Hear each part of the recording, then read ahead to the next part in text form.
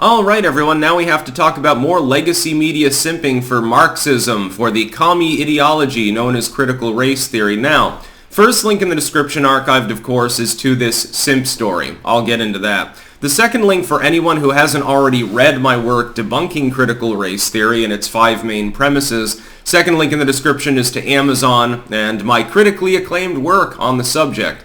Sold about 4,000 copies so far, so I'm pretty happy about that. People must enjoy it. Anyway, here's what critical race theory is. And then I'll say what it isn't, but this article claims the whole fight is about.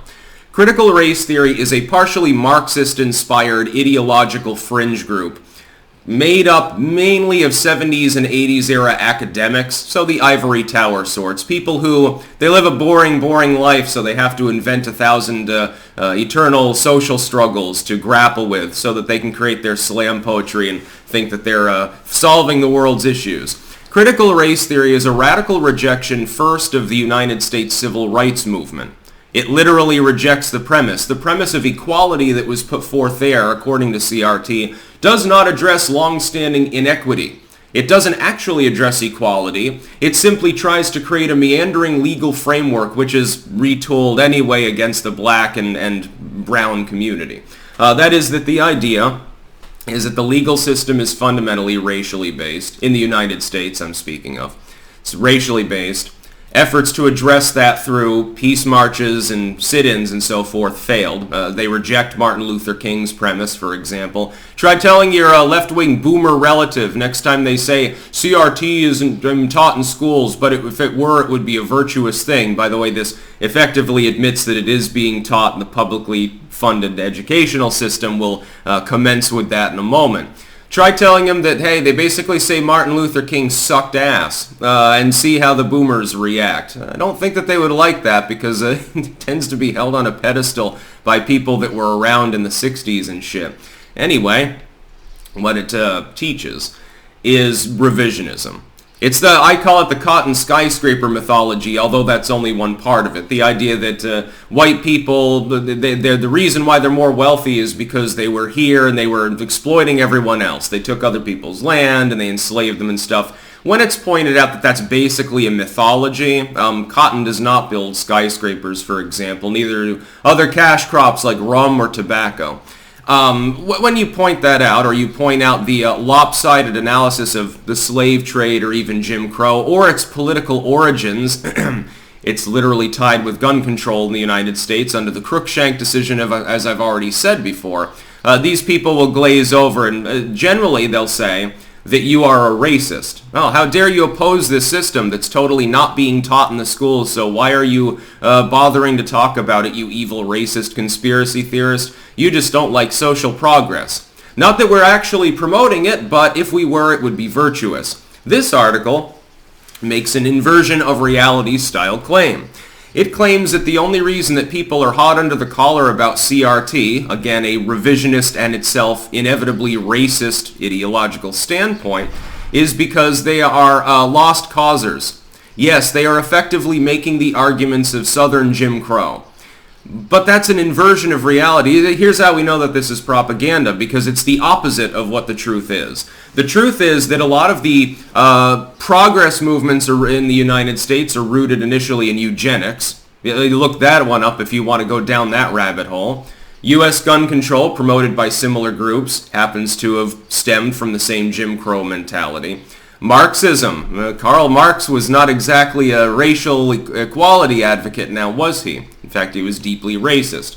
So I think, too, was Engels. Most of these individuals were. Look at what Che Guevara had to say about black people on a number of occasions. But he totally reformed later on. He was too busy killing civilians, and so he figured he shouldn't piss off, more of the world's population. And totally not disingenuous, by the way. A rather straightforward commie, I've deemed him.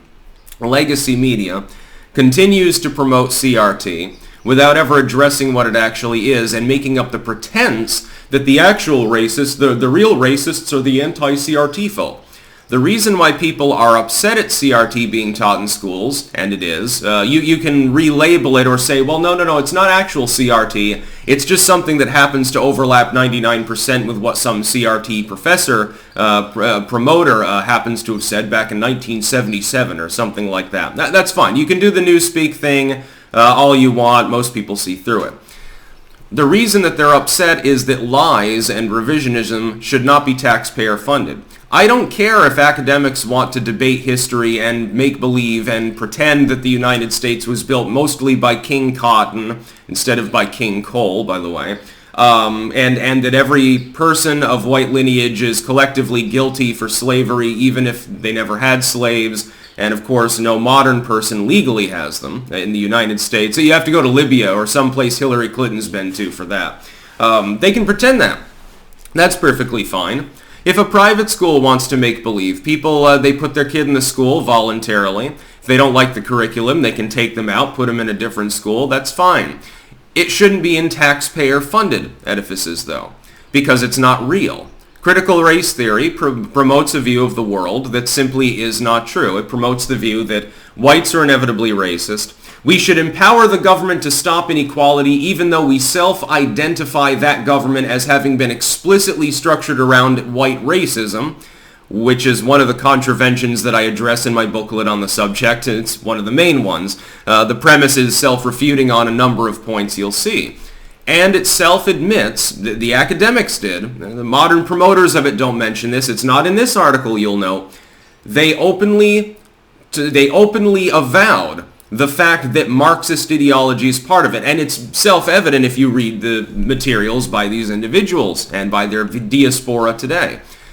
Critical race theory at its central core, if we wanted to describe it in just one little tiny sentence, critical race theory is Marxism with the class struggle removed and a race struggle inserted.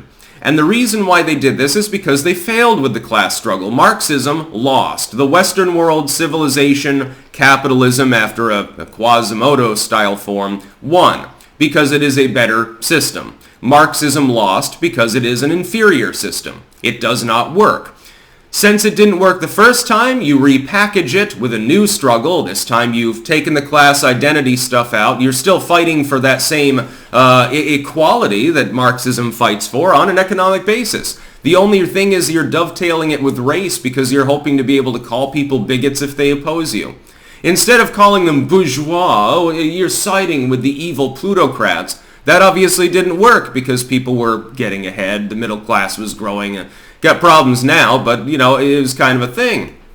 And so most people didn't see a need for a class struggle. They're like, well, I'm in the lower middle class, but I've got food on my table. I got a TV and a fridge and all these things. My grandma's had a dirt-floored hut. What the fuck are you complaining about? So it fell flat. Race is much more convenient, especially as multiple groups compete for sort of, are sort of competitive in terms of the population totals. When you have multiple groups that are in that sweet double-digit margin, of course, and then you can invent things like BIPOC to artificially compact groups to make that sort of 50-50 situation that you can exploit if you're a commie and you want to destroy the Western world. You have to fiddle around with terminology, with linguistics. By the way, the BIPOC thing is part of critical race theory too.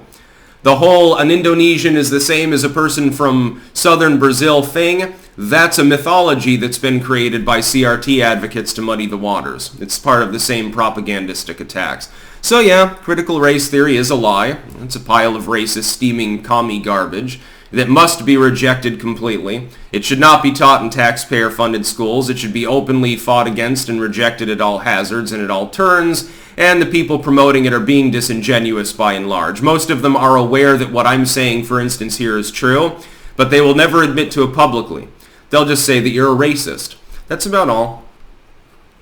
Peace out.